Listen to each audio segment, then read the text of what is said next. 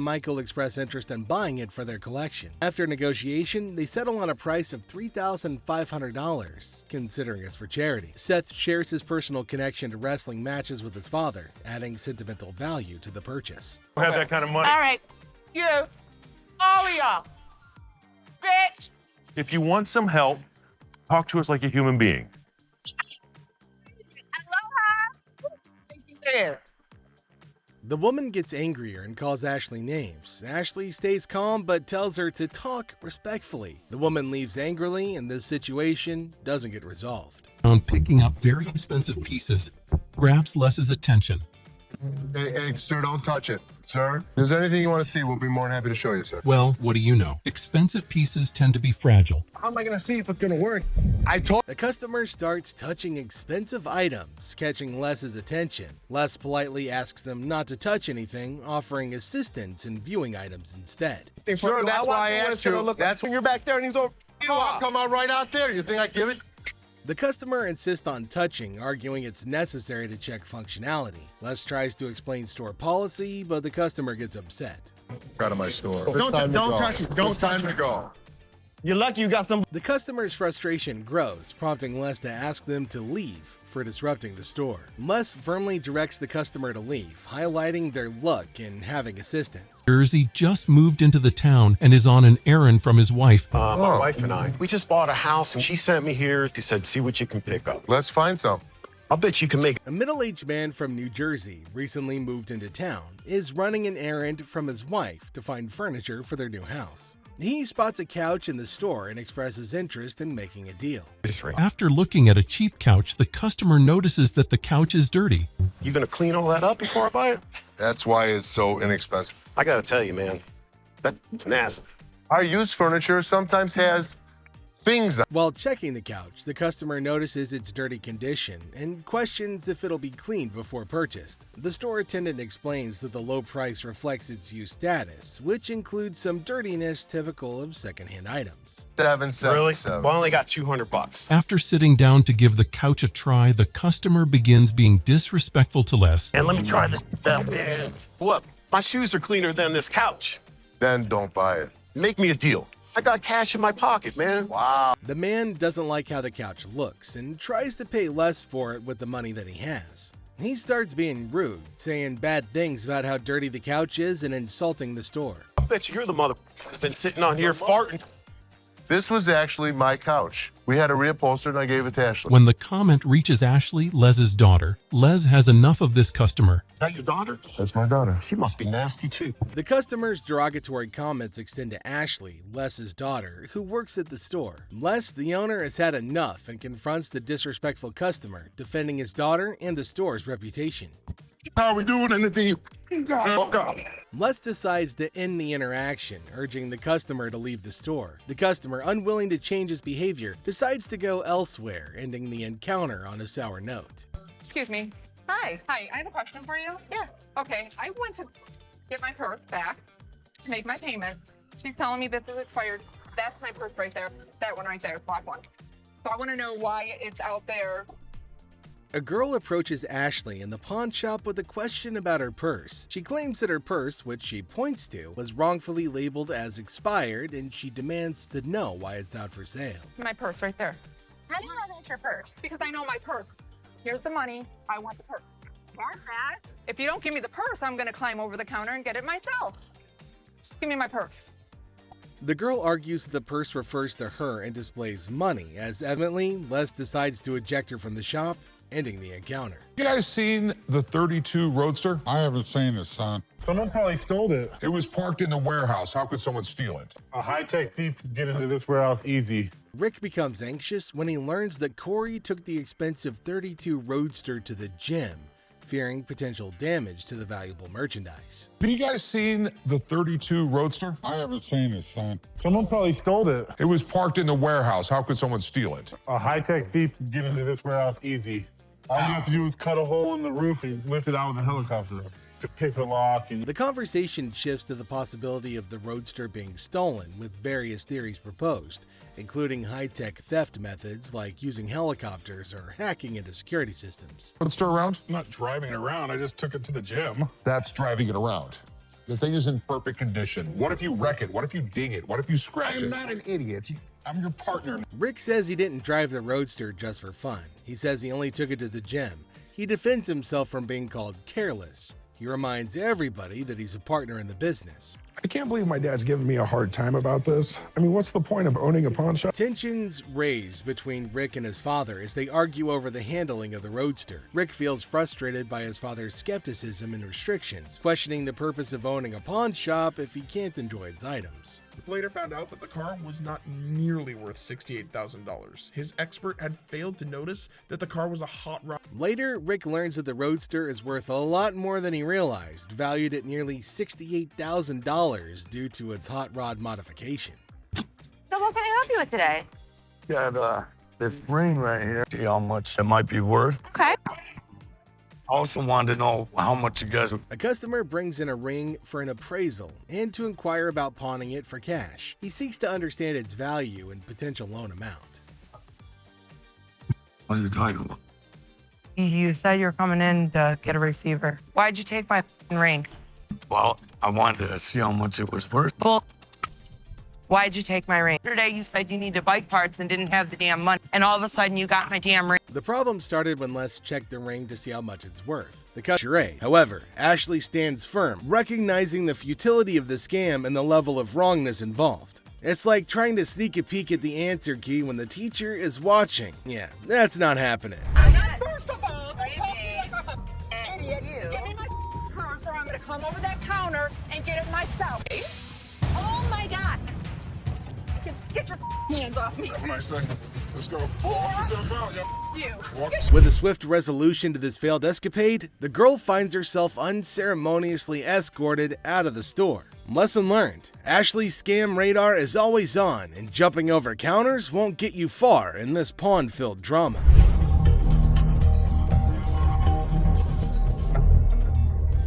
All right, deal. I think I got a good deal, and I know I'm gonna be able to make some money on it. I can't believe you spent that much. Whatever, Ash. I am fuming. My brother just spent $800. Enter the family feud. Ashley drops the bomb on her brother Seth, calling him a hypocrite. But why? Well, he casually throws around $880 for a painting, while Ashley, according to her, can't even snag a deal for $30. Sibling dynamics at their finest. But he'll yell at me over a $30 buy.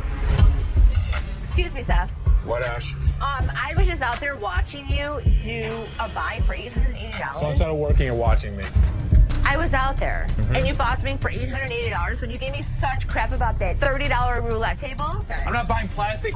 I'm buying stuff that we can actually resell without a problem. We'll never resell that. They will sit in the back and rot. Are you kidding? We'll put it around the showroom corner. We're going to make $1,000 plus on the deal. Really, Ash? You know I'm going to be upset. The plot thickens as Ashley confronts Seth about the apparent double standards. She probes into the intricacies of spending $880, questioning how bad it could be. Seth, in classic sibling fashion, argues that his purchases are all about resale value, a concept he conveniently forgets when it comes to Ashley's shopping habits. According to him, he's the revenue guru. You are just a hypocrite.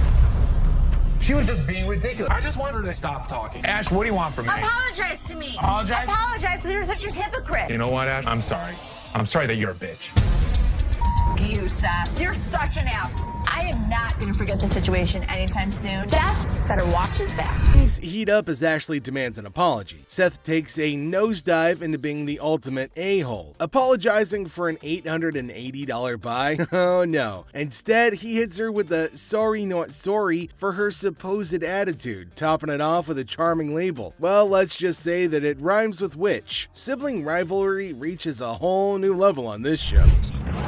There's two guys out here that are saying they were scammed out of their laptops and that whoever did it is working with one of our guys. You want to come out and talk to him? All right. Thank you.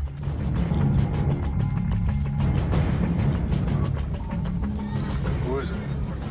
Les is hit with some unexpected news. A few guys claim that they've been pawned by a girl from the staff. Les, ever the detective, approaches the situation with a mix of suspicion and humor, wondering aloud if he's either unintentionally swindling customers or if bizarre customers have taken up a new form of thievery. Tell me. She pawned 2 of our laptops, and she told us she was gonna bring them out to the back. Some of it, yeah, we don't. Okay, wait. You pawned something? Yes, she had to take it to When our did you pawn it? Today. Today. She Okay. had to take it to our store. And the money? Yes. These two kids come in and talk about have some girl pawned 2 laptops. The plot thickens as 2 disheveled DJs step into the scene, laptops held hostage. The atmosphere turns somber as the weight of the situation sinks in. It's a strange occurrence that has everyone wearing expressions of confusion and concern. Les, with his seasoned cool, casually queries about the laptop's ownership, revealing they're registered under the mysterious girl's name. Split the money 3 ways, and one of my employees was gonna walk it out the back door. Either this is a new way for my employees to steal from me. To contact the owner because we want to. I am the owner. I'm just trying to switch the ticket so she can't have them. And it's in her name. I know. That's why I wanted to know if I can't do it. The tension rises, but Les doesn't crack under pressure. Maturely handling the situation, he asserts that he needs the lowdown to work his magic and get those laptops back where they belong. It's a pawn shop mystery, and Les is the detective determined to unravel the peculiar case of laptops and loyalties. Because your sign is saying that I can get 30 days of free cash. If you're a new customer with us, first 30 days, you can get interest-free loan. You only pay $1 for storage. But it's saying if I brought a friend with me that I can get 30 days of free cash. It's for an interest-free loan. Okay, so there came a woman at the counter. Let's see what she's gonna come up with. Is she asking for free money? I think she might possibly be mad, though it is kind of funny that she's got enough courage to come up and ask for money without investing anything. Now, the lady at the counter frowned and asked her if she paid or not. Intriguingly, she hasn't paid anything, but she's still asking for money. Holy shit, what's wrong with some people? You're just misreading it. No, you're misreading it. That's not what the y'all sign is saying, bitch. It says I get free cash for 30 days in this month. You're not getting no free cash. Where does it say that? Who told you to get in there? You did. I'm not talking to you. I need my cash. I need my cash. It says it right here. Free cash. Oh, and to make matters worse, she started shouting at her. Everyone around started looking at her, wondering what the hell was going on. Seth and Les get a little furious as everybody's just standing around trying to figure out what's going on. She started bullying her, but the lady tried to explain to her again that she misunderstood the agreement and they're not just gonna give her free cash. But this lady's just not listening to anybody. Well, Seth then enters, so who knows what's gonna happen now. I brought my friend with me. If you get a loan and you refer a friend, you can get 30 days, interest free. That doesn't mean we're just gonna hand you cash. What do you have to pawn? Come on now. I don't have a job. I'm Don't screaming. Can you read? Read what No, it says. can you read? I can read. I can read. People was waiting to get her. You don't have shit to pawn. Shut the Les entered and asked her whether she read the whole document or not, and she was not listening and constantly arguing and pointing to them as if they had done something wrong. Meanwhile, other women decided to intrude, and oh my god, it's gonna be funny. Looks like they've all decided to have a fight in the pawn shop. Wonder how that's all gonna end. And it looks like Les is gonna join in too. The other woman that just jumps in the middle. You gotta get that blind. People gotta get out your ass. You gotta go.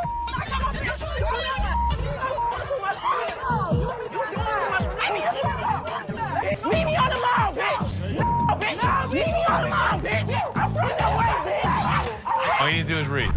Now see the other women get in and start shouting at her as everybody behind her was waiting for her to get out of the queue. So they started fighting and now they're all having an immense fight. Everybody around is watching and laughing at them. Well, the guard had to go and break everything up. Well, at least they're all gonna get treated the same way, especially the one who created the mess. Pretty sure they're gonna hold him up and throw him out. And there they go, they're still shouting and fighting with each other as well. They really wanted to go at it, so we let them go at it in the parking lot for a little minute. All I saw was ass cracks and elbows. They were sent outside and they started beating on each other, holding each other by their hair. Man, they beat the crap out of each other and people around them were just watching and waiting and having a curious but funny conversation about their nonsense. Talk about a hella cringe episode. All right, It's Robert. Robert, nice to meet you. Nice to meet you, Dennis. Yeah, I got an item here. You might be interested in. Okay, so there's a guy coming into the pawn shop with something in his hand, maybe a poster. But what's it for? He came to Seth and the other man and showed them this poster. Now it feels like they're interested in it and there might be a handsome deal between them. Detroit Lions players had signed. Did you drag it in? So during the flood, I seen it down there, and that's when I pulled it out. She went down there and she supported these people, and while she was walking the picket line, she would gather signature. You got Williams over here. That's what, Steve Farkas? This is the first time a guy actually brought in and I just got on the picket line because I'm on strike right now myself. We've been on strike for almost 3 months now. $1,000. He started describing the poster that's mainly about the protest of people in history, and it's got lots of signs of well-known people and has got a lot of worth. He explained everything in one go and demanded a heavy amount for it as it was really valuable to him. Seth told him that it's got some stains on it, and it's no doubt the same poster of historical strike, which made it worthy, but for him it might make a lot of difference. Hate the condition of it. I understand, and I You gotta understand when it comes down to collectors, everything is about condition. Absolutely. And I'm sure if your dad saw this, jump on the heartbeat. Seth and the man explained that it's not about the worth that he's asking for, in terms of thousands of dollars, but it's also about the condition of the poster, and it's not in a very good one. The man is continuously arguing that it's got signs all over it. If Les has seen it, that he'll definitely be surprised and definitely pay more than $1,000. Well, as for Les, he just came in. Sharper. They need to make an effort to close these deals quickly. Through my research in that, I seen personally that one just like this Minto, and he got $950 for it. Right, so if that was mint, why would you want $1,000 for this? He only had one signature. I have at least a dozen. But with this tear up here, Yeah, and and the condition it's in, the water stain on the bottom, it's just a hard thing to sell. Yeah, but even though it's in this condition, how many of it exist? Very rare. And it's uncertified. Right. You know. I'll sell for $5. Les judged the entire piece and told him that he's asking for too much, and later on they further described that it's torn from the top and the bottom, and it's also got damage and they can't pay more for it. But he still won't agree to pay for it. But he did say that he'd charge $500 off of the amount, but they couldn't reduce it any further. value. Let's make a deal. $75. No way. Who's gonna buy it from you? I'll just put it back in my basement, let it collect dust. Offering you just $100 cash money right now wouldn't make a difference, you're saying? 200. Nobody in life is ever gonna offer you more than us. According to Seth, it's a historical and cool piece and might be a profitable deal for them. So he asked the man if they'll pay $750 for it. But the man was stunned and said that they're paying too little. He said that you should pay more, but Les is arguing that no one can pay you more than this. You change your mind, we'll honor the 100.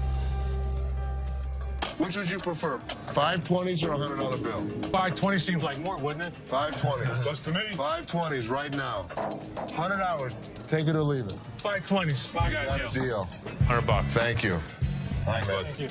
There's no question. It's a one-of-a-kind piece yet. It's a little bit of damage on it, but it's got a lot of autographs. I know we're going to make a profit. He asked for $200, but no, it's not going to be a good deal, and they told him to leave. The man in need got a severe shock and held up the poster thinking. Les again said that they can't pay more than $100, and after some time of quietness, they agreed to the deal. Finally, the happy deal was made.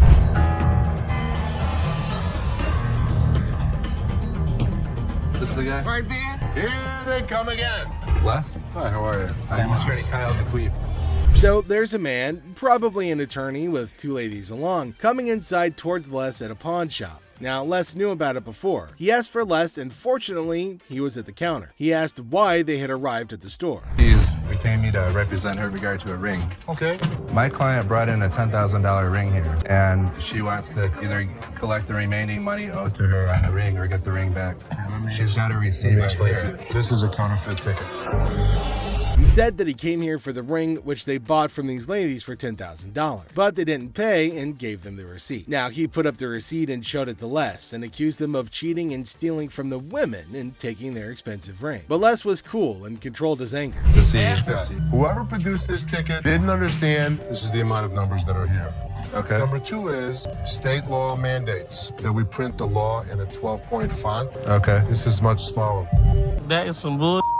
It may be bull, but that's the truth. I don't know how I got mixed up, but There's the game-changing point. Les, after listening to him, explained that he will reveal the truth now by showing the real receipt that they had. He went and came back with real receipts that they've been giving to the customers. There, he spotted major differences. He notified him of the major changes in the receipt that he brought. The man looked rather weak and stunned in response. printing wrong or whatever, but this is the ticket he got from here. He didn't get it from him. He didn't get it from him. So now we just liars and we just come I'm not saying that you are. So you trying to say my son a liar? I wish I had better news for you, but That's bull.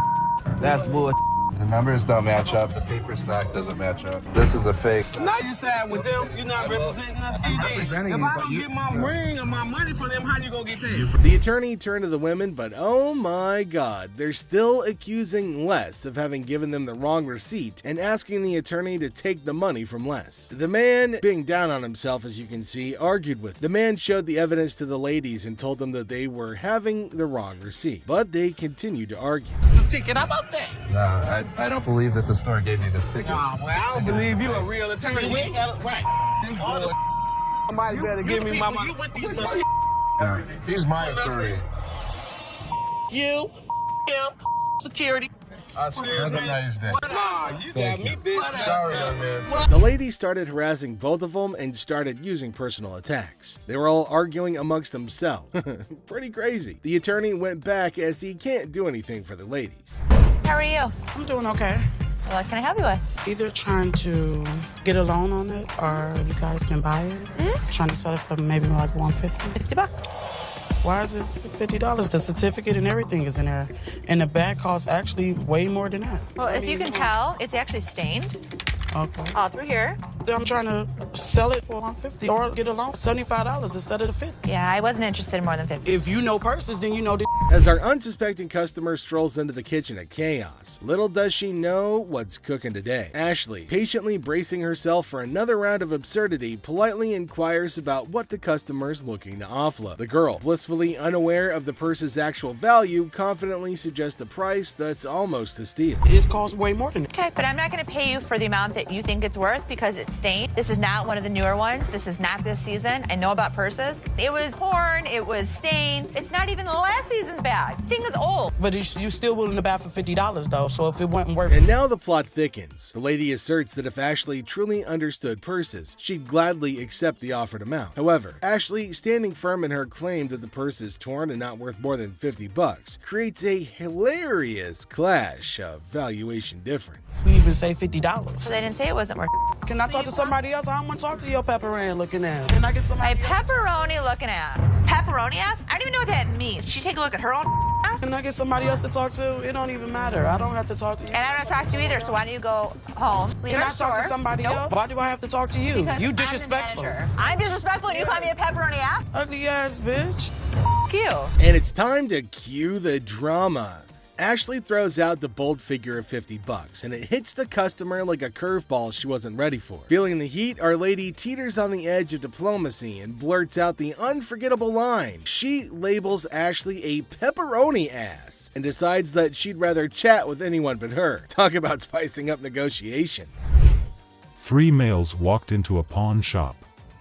One of the suspects stood at the door as a lookout while the other 2 suspects walked directly over to the display cases.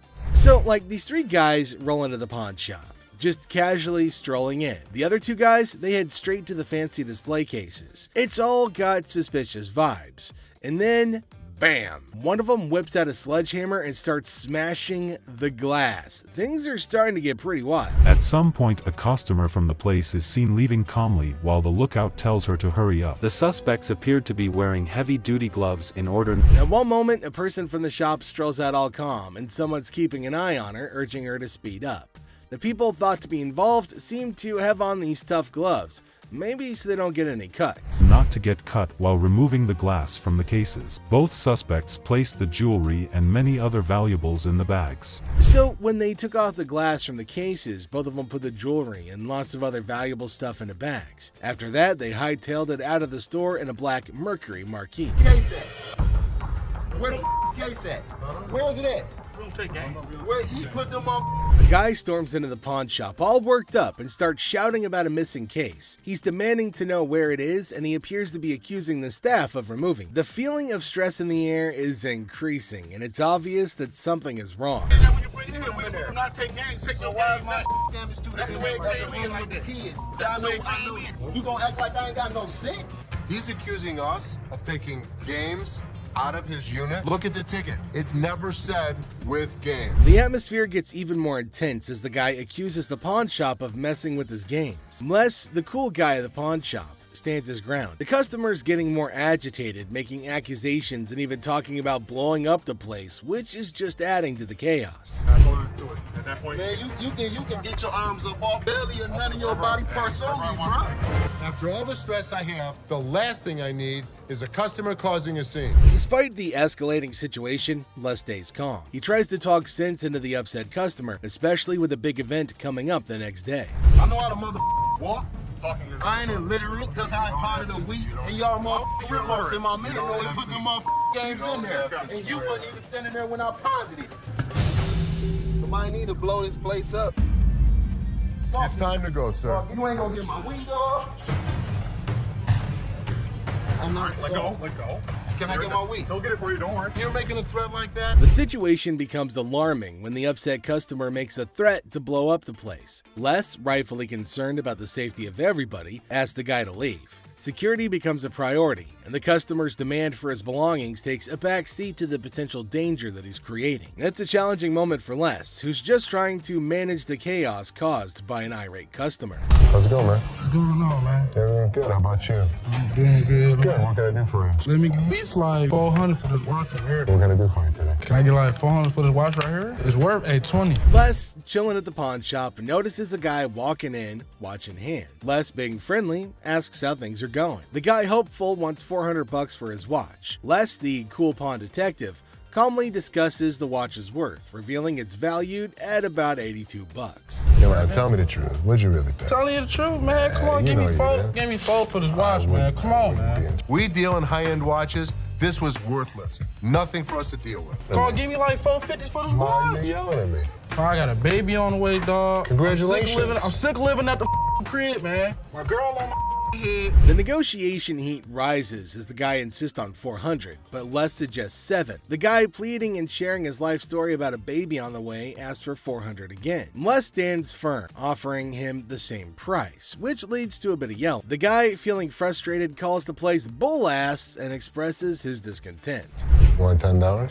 Oh, no, so don't do it $10. I have no idea. Go to Coney Island. Give me Coney Island is $10. good. I'm not gonna Coney Island on $10. Got a baby on the way. They gonna do this to me, dog. What you looking like I'm crazy for? The tension escalates, and the guy feels disrespected, using strong words and even threatening Les. Les, staying cool, suggests maybe he should have been given $400, hinting at a broken lamp that needs payment. The situation gets intense, with the guy considering if he should have taken the deal. Cash for this watch, man. 400?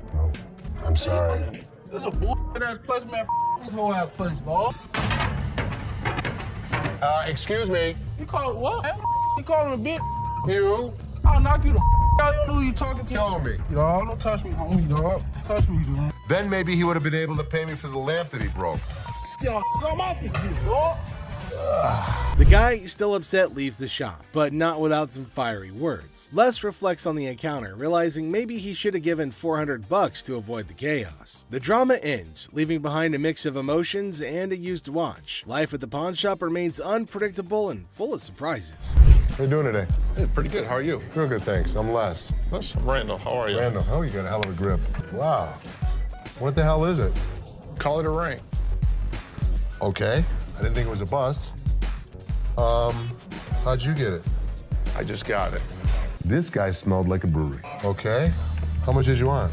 I'd like $500 for it. Why? Why? Because I need it. Yeah, I got get 2 DUIs. A person walks into the pawn shop, catching Les's attention. Things start getting interesting right away. The person wants $500 for a ring and shows it to Les. Les, being curious, asks where the ring came from and why they want to sell it. The person gets really mad when Les asks questions. The intensity in the air rises as the person angrily explains why they're selling the ring. Les stays calm, making it a surprising and dramatic moment in the pawn shop.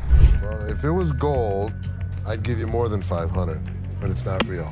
I know it's worth $500 and you're gonna give me $500. Well, actually, if this was gold, and it was brass, it had no value. I understand. You have court issues. The problem is, I need $500 for I'm it, sure please. you do. Man, I don't know why you As the conversation continues, Les drops a bombshell. He tells the person that if the ring were real gold, he'd offer a whopping $2,500. Feeling a glimmer of hope, the customer suggests, just give me the $2,500 then. Expectantly awaiting a positive response, Les, with a touch of humor, reveals the harsh reality. He explains that the ring is fake, not even worth $500, and he won't pay that much for a counterfeit ring. You gotta give me something for it. I can't give it to you. I'm sorry. Give it to me anyway. Man, you can give me something for it. No, you give me something Just don't for beat it. on the glass. This guy was drunk. You give me that ring back. Give me that. It's the. I ain't going nowhere. Man, get away from me. Get out of here! I told you! You man?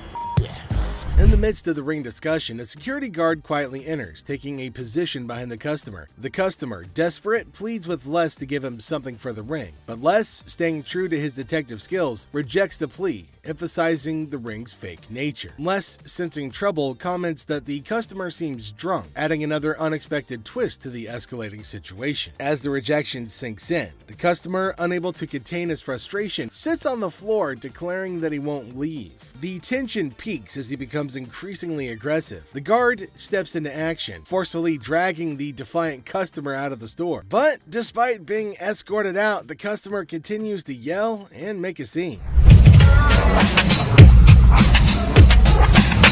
Oh boy. I see you sweating. Yeah. Must be hot outside. No, I was doing karate outside. You're doing karate? And judo. I'm Bruce Lee's sister. Really? Yeah. As the door jingles, a woman strolls into the pawn shop rocking winter clothes in the summer heat. Now she's chatting with Les, teasing him about the sweltering weather. She even claims to be a martial arts pro, throwing around Bruce Lee's name. The banter kicks off with a request for a karate move demonstration. She said she was Bruce Lee's sister. So what you got? The atmosphere takes an unexpected turn when the woman unveils a unique item, a mysterious fox mink. Les, unfamiliar with such creatures, engages in a lighthearted conversation to understand more about this fox mink. The woman, with a hint of mystery, reveals her intention to sell it. A mink fox? I don't know. I'm not into animals. Fox. I've heard of fox. I've heard of mink. So fox mink. Did you want to As the conversation unfolds, Les dives into the details of the fox mink, trying to grasp its worth. The woman shares anecdotes about the origins of the item, painting a vivid picture of its history. Les, playing the role of the detective, subtly negotiates and gathers information to figure out the best deal. So, how much did you want for it? $50,000. The encounter concluded with the woman deciding to part ways with her fox mink. Les, using his seasoned charm, finalizes the deal. The quirky tale of the winter-dressed woman and her unique pawned item adds an unexpected twist to the usual pawn shop routine, leaving both parties with a memorable experience.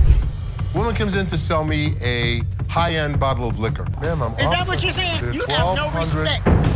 When you want to take a they're person when they 1,200 die, fit the liquor inside the bottle. and anytime you're going to belittle a person. Ma'am, I didn't belittle you. As the door chimes, the woman confidently walks in, clutching an empty liquor bottle. She aims for a bold move, attempting to pawn the bottle for a cool $100. Les, with his discerning eye, swiftly rejects the proposal, explaining that a filled bottle would fetch a better price. The woman, not thrilled with the response, raises her voice, demanding respect and expressing her discontent. I'll give you $100. It's not worth more than $100. Especially when you say I wouldn't give you $100. Don't you ever walk up to my dad. Hey, baby, don't point your and finger. Life after this, don't you dare ever come in here again. In my face. I don't care. You're in my dad's store, and don't you ever think about coming in here again. Turn your ass around. Badass out the door now. Nowhere Ashley steps up like a superhero. Now, she doesn't just cool things down, she straight up shuts the woman down. With confidence, Ashley tells her to leave and never come back. Suddenly, the chaos turns into quiet thanks to Ashley's quick and firm action.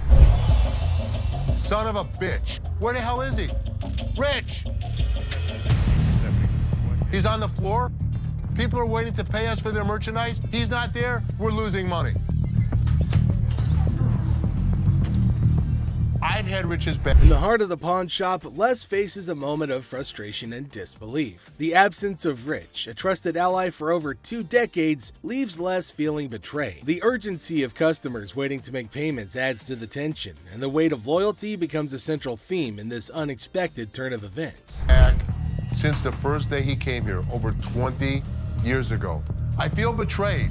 Didn't I just have an employee meeting to tell everybody that they need to step up on their game? I'm watching you and Bobby J talk to these 2 girls. You're out there trying to sweet talk them, trying to bullshit with them. I'm looking for you in layaway. Where the hell are you? I gotta sit in layaway all day long and just wait for something to happen? As the minutes tick away, the atmosphere inside the pawn shop grows more intense. Les reflects on his long-standing support for Rich, highlighting his sense of loyalty that spans a quarter century. He recalls a recent employee meeting where he emphasized the need for everyone to step up their game. Disappointment and frustration seep into his words as he confronts the situation, a pawn shop mystery intertwined with personal and professional loyalties.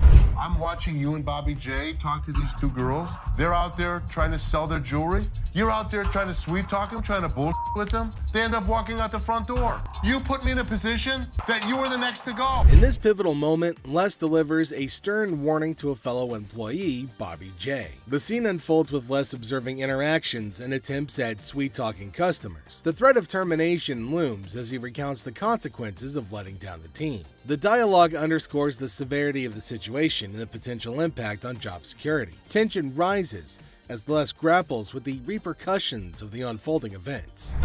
Rich, I'm out. Tell your dad to off. You up your job. As the confrontation escalates, Les draws a line in the sand. The ultimatum is clear: compliance or termination. The final seconds capture the raw emotion and frustration of a loyal employee who feels unappreciated and misunderstood. He knew he was in trouble once we walked through that door. Joe, did you steal from me? Tell me the truth.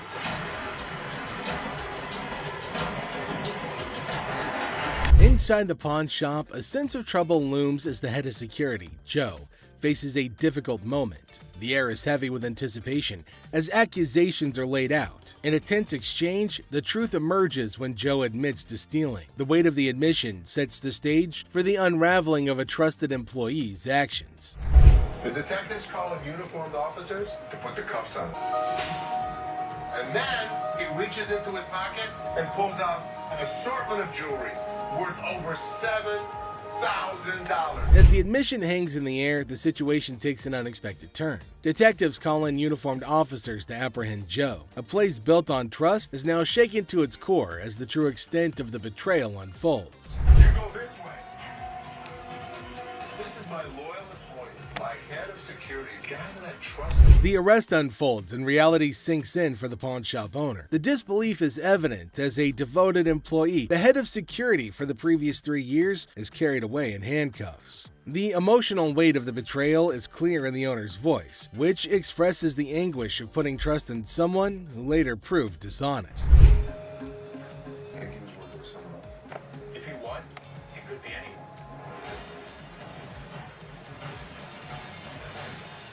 As the scene unfolds, questions linger in the air. The owner ponders the possibility of Joe working with someone else, leaving the situation shrouded in uncertainty. The aftermath of the betrayal raises concerns about potential accomplices and adds another layer to the unfolding drama. The final seconds leave the audience in suspense, contemplating the true extent of the security guard's actions.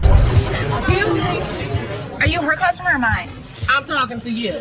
Come on. This lady got so irate because she wanted to be next in line. She wanted to be first. She felt that she was the most important out of every customer. You're next in line, so let me be right with you. Okay, well, come on. It doesn't matter. What the are you? You're not the police. I can talk to whoever the I want to talk to. What are you going to do? You already know. In the opening scene, Ashley is at the counter with a lengthy line of customers. A sudden disruption occurs when a black woman attempts to cut in front of everybody else. Ashley confronts her, asking, "What are you doing?" The woman becomes upset, but Ashley firmly asserts, "You can't do that stuff here." Goodbye.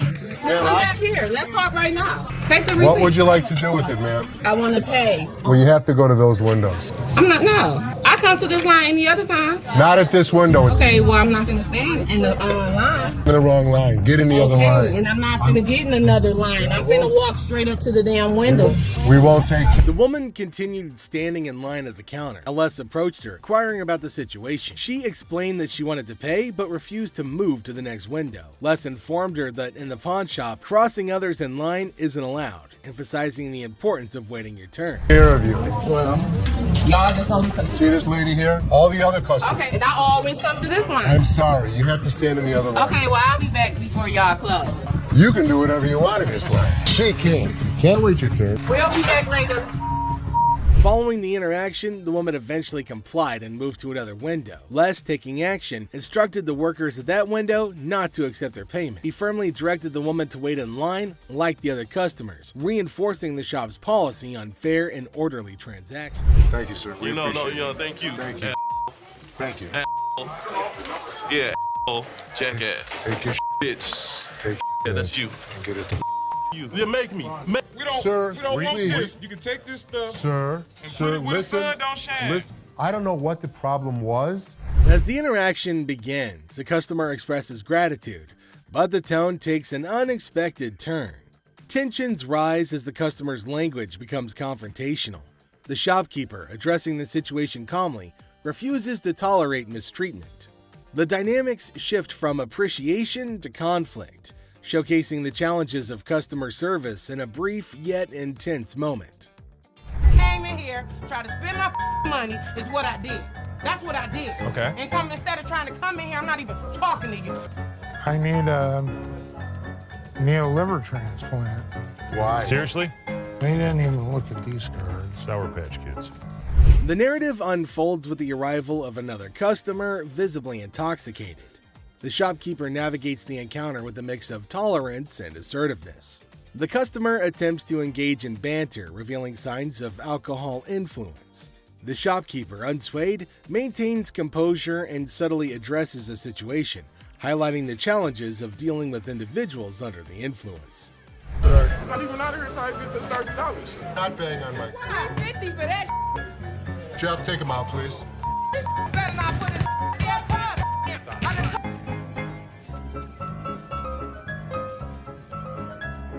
How would you? Man, what the?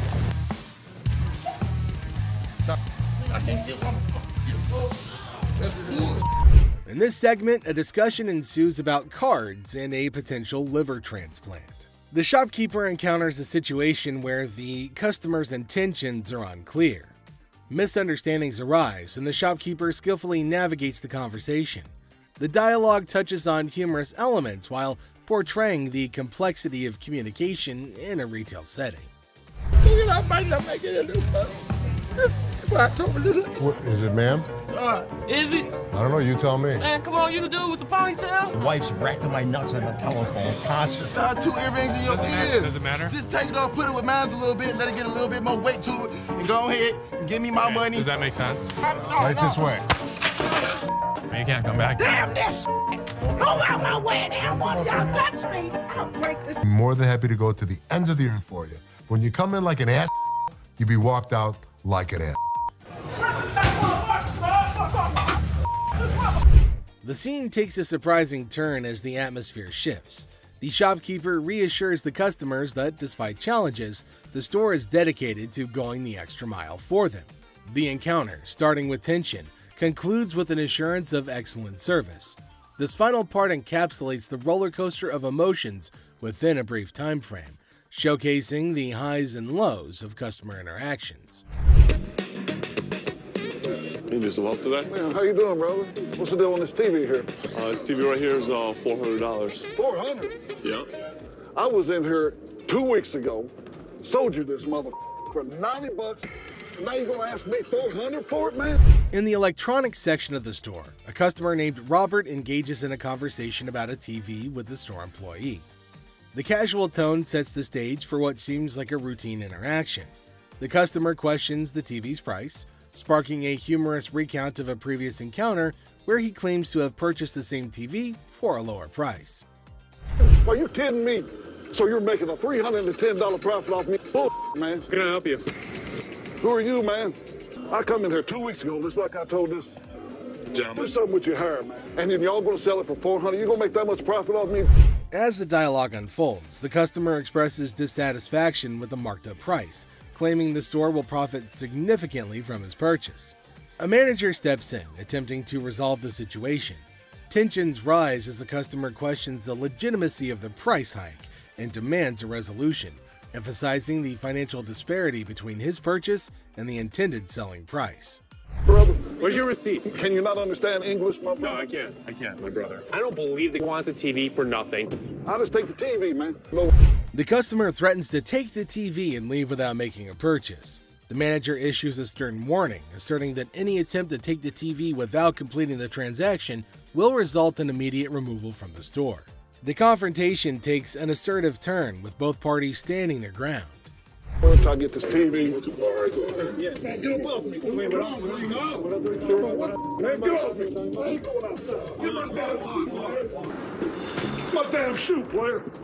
Y'all got my shoe. You got my money. It's Jordan. This guy was acting like a total baby. He wanted attention and he got it. Despite the warnings, the customer decides to leave the store, expressing discontent with the entire experience.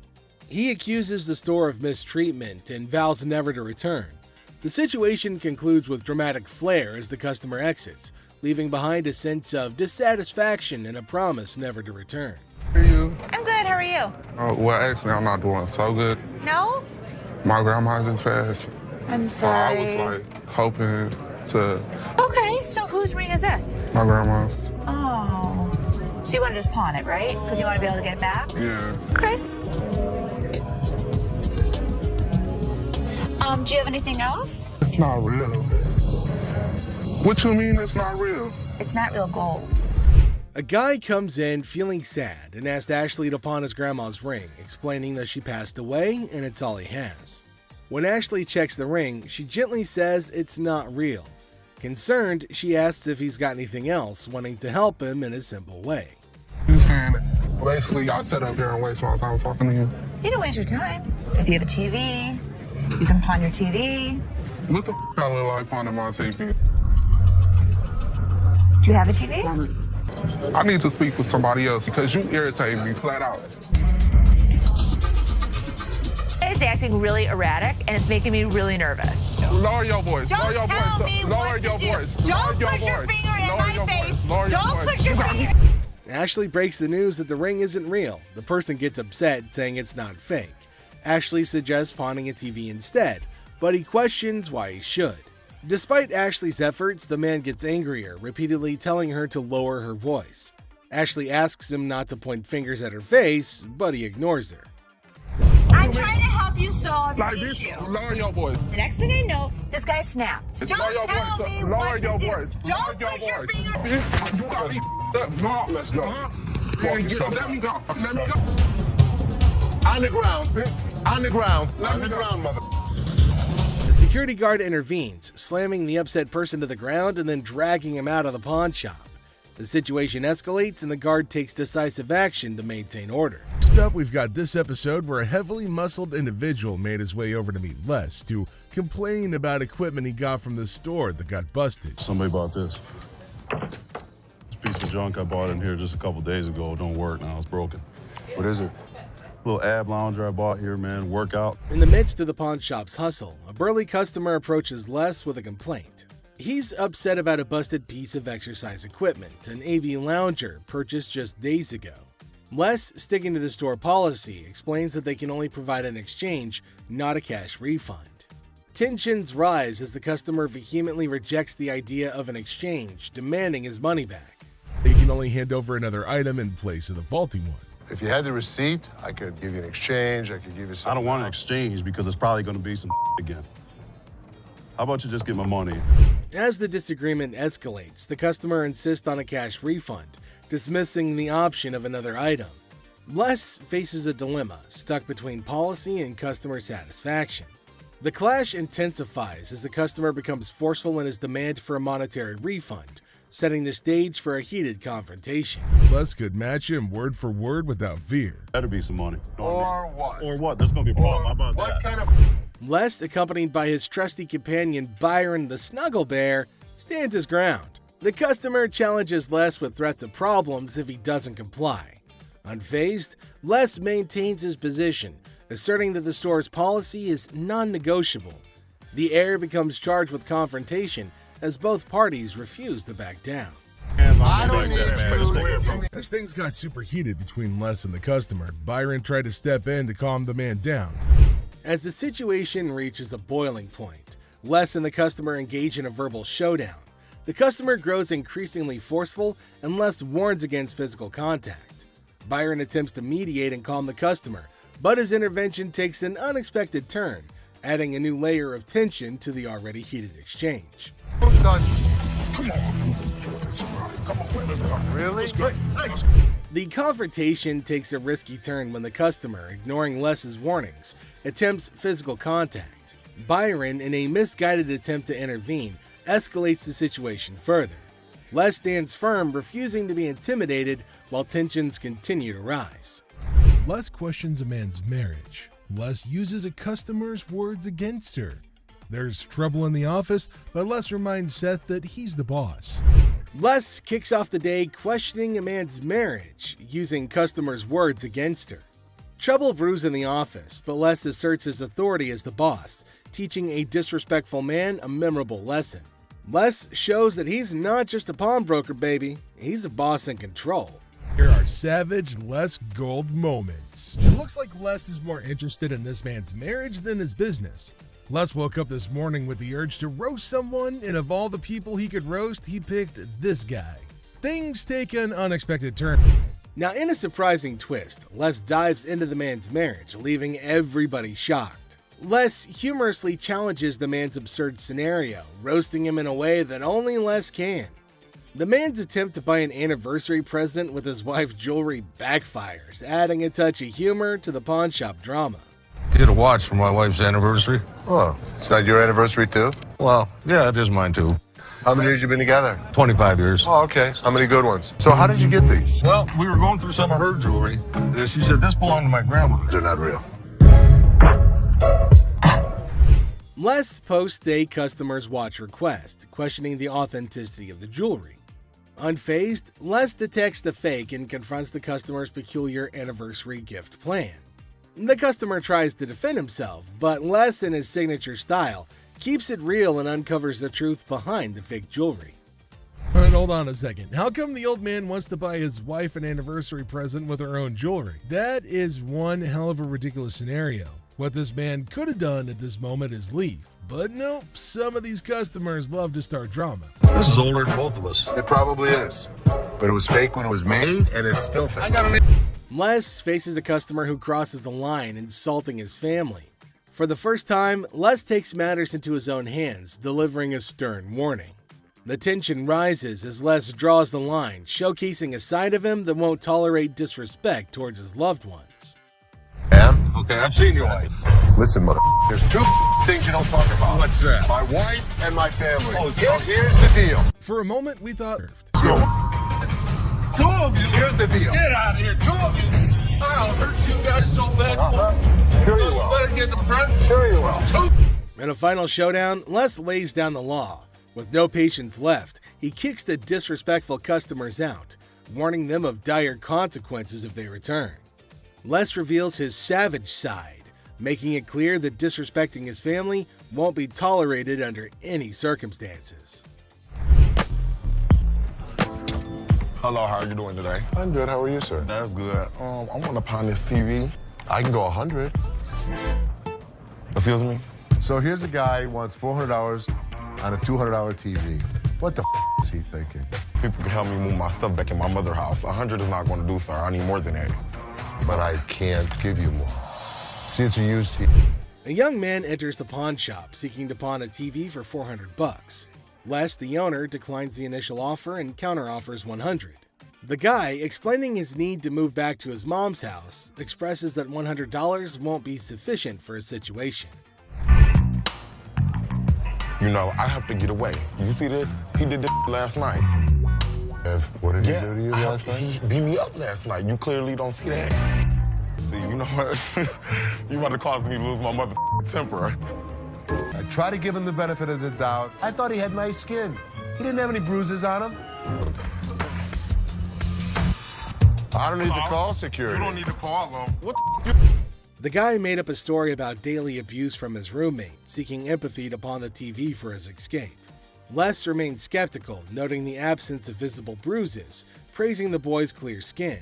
In response, the boy, feeling cornered, requests the involvement of security, hinting at a potential dramatic turn of events. What you gonna do? What, you from Africa? Oh, okay. Anyway, like I said, can you give me the 400 you paid? We sell them for two. Hello. Y'all. Hey, so much. Sure is. Have a nice day. You. Thank you. You better lucky I'm gonna throw this big mother at up. Where is my key? Les, trying to find a middle ground, offers $125, but the boy declines and insists on calling the guards. Les, unfazed, reveals the presence of the guard behind the boy. The situation ends with the boy taking the TV and leaving the pawn shop without the need for additional security intervention. How about your fat ass take it out? You work here, ain't you getting paid to do this? I look like a butler to you? I don't give a my gonna come in here and get this motherfucker. You better. His big ass gonna beat your little ass, fat bitch. Hit me with army. Motherfucker, come from behind this counter. A tense situation arises as a black woman directs angry shouts at a guard. The guard, responding defensively, questions her, asking if he appears to be a butler in a moment of unexpected confrontation. You get back there. Your big ass on my way. Get this motherfucking speaker and take it outside. You want me to stop? Take the You brought it in. You're gonna take it out.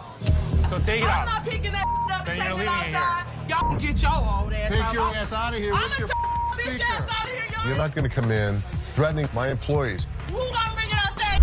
Despite Seth's efforts to intervene, the black woman continues her relentless shouting. Even another guard struggles to remove her. Suddenly, she notices Les, the owner, standing behind her. In an unexpected turn, she bursts into laughter and mockingly tells Les to leave. Yo, big ass, you can grab that bitch too, ogre. My big ass, shrek ass, following behind me.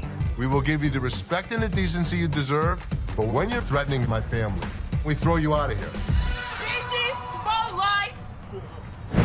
Taking matters into her own hands, the woman starts leaving, dubbing the guards as Shrek on her way out. The situation takes an unexpected and humorous turn as she adds a touch of sass to her departure. Let's take a look at it. All right. I'm here with my man, and we got in a big argument, and he left me, so I need to get back home. He left you here? To Hawaii. Oh, really? Where about? Honolulu. Oh, okay. Got a ride from my cousin, so you gotta hurry up. There came a woman at Ashley's counter to sell her chain. Now Ashley's looking at her chain to see whether it's worthy enough or not. She's asking Ashley to hurry up as she has to leave earlier as her spouse has left her alone here. Really? Okay, how much did you need? I was just trying to knot this for you to be nice, but... $600. What up with that? I got this from one of my aunts in Africa. This is $600. Oh, do you know what it is? It's actually a Tahitian pearl. No, this is from Africa. This is an African pearl.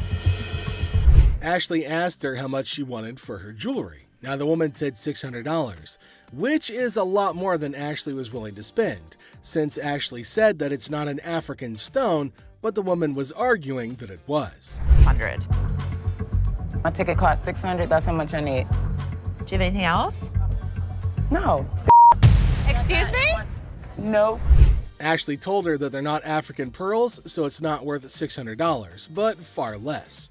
It was at this point that the woman started acting rude. Ashley got shocked at her stupidity and rude behavior. Eventually, she started behaving really bad as Ashley got angrier.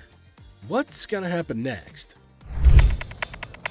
$600 or not? You can't get $600 on this. Okay. And also, don't call me a bitch. So you mean to tell me that this ain't worth a mother thing?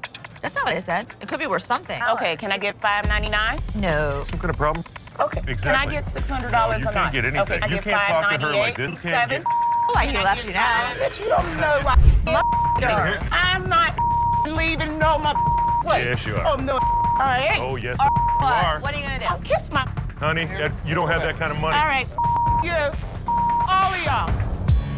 Bitch. If you want some help, talk to us like a human being. I'm leaving. Aloha. Who the they think they is? Them. which enjoy her for my daughter. Her birthday's in like 2 weeks. For sure. How old is she gonna be? She's gonna be 12. She's gonna be 12. Yep. Do you want a Kleenex? I've got allergies, man. I itch like super bad. I'm not picking it, I promise. Okay. We have a heart one that's really pretty. Can I see it? there came a man to Ashley asking for something to buy for his daughter. Now, he inferred that she's about 12 years old and he wants something interesting for her. But he's constantly picking his nose, which was making Ashley cringe. He's not stopping from doing such cryptic things, but he's constantly doing it in public. Ashley asked him to let her know if there was something he was interested in buying for his daughter. Look at it. How much you want to spend? Like 100 to 150. But 75. can I touch it though? That's bull. I was charging him like $75 on this watch just to give him a deal so he didn't have to touch it with his snotty hands. Can I see the sanitizer for a second? Now, the man selected a watch, but Ashley didn't want him to touch anything with his dirty hands. She asked him about his range and he said he wants something under $100, and the watch was $75. The man didn't agree to buy it. Now, Ashley's just getting furious over his silliness. I'm gonna use sanitizer. Why don't you guys go yourself? I don't even care about the sale anymore. I just want him out of here. Ashley asked him to use sanitizer before touching anything in the shop, but he refused. Now, this is going to be a very serious problem. They're probably going to have a fight. Ashley got angry and asked him to leave despite no deal. She just wanted him gone. She didn't care for the deal or profit, but just getting him out of the shop. Well, then came the guards who made sure that he left, and Ashley used sanitizer everywhere on everything that he put his hands on. Well, that's it for today, everybody. Thanks for being part of the Hardcore Pawn adventure with us. We hope you like the drama and the surprises. Stay tuned for more pawn shop stories. See you next time.